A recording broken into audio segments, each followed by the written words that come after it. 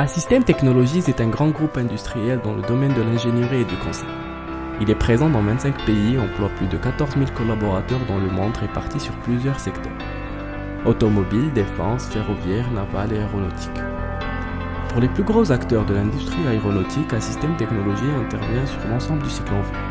R&D, développement de produits, production, maintenance, support client, mais aussi au niveau du management de projet et en management de la qualité.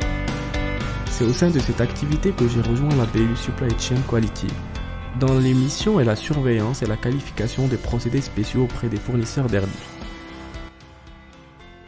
Dans cette vidéo, j'expliquerai ce qu'est un audit procédé spécial et comment j'ai contribué à l'amélioration du procédé de demande de qualification.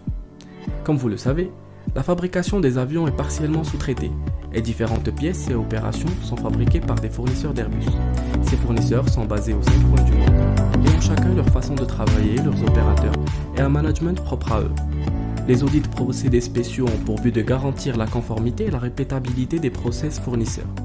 En effet, en plus des process de fabrication, les fournisseurs ont des documents de fabrication comme les notices de travail, les registres de formation des opérateurs et les gammes de fabrication. Ces procédés et ces documents doivent être conformes aux exigences des spécifications d'Airbus. Prenons l'exemple d'un fournisseur qui fabrique pour Airbus des panneaux de nacelle, des composants de tuyauterie ou des hélices par format superplastique du titane.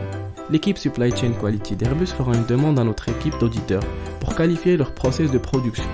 Nous étudierons alors le process de fabrication et les documents qu'il fournira et vérifierons s'il est en conformité avec la spécification associée. Dans ce cas, la spécification à qualifier est l'IP 318 relative au format superplastique des alliages de titane. Avant de commencer sa production, le fabricant fera une demande de qualification auprès d'Airbus qui analysera la fiabilité de sa demande, c'est-à-dire si le fabricant a les prérequis nécessaires pour être qualifié.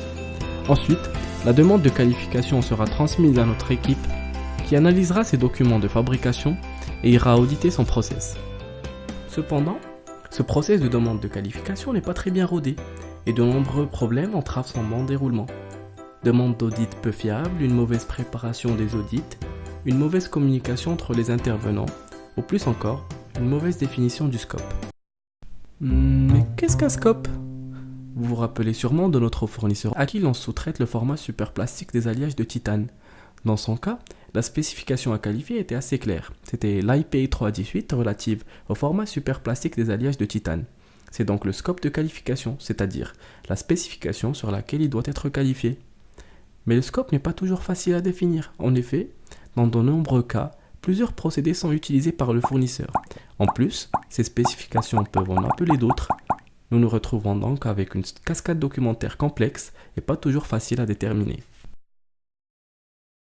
Mon sujet de stage s'est donc articulé autour de 2 problématiques majeures. Améliorer le process de demande de qualification et créer un outil qui facilite l'identification de la cascade documentaire des spécifications.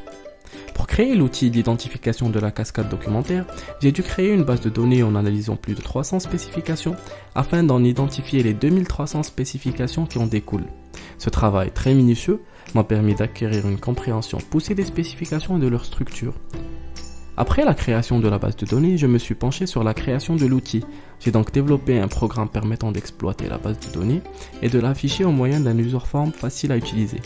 L'utilisateur n'a plus qu'à choisir la spécification dont il veut afficher la cascade.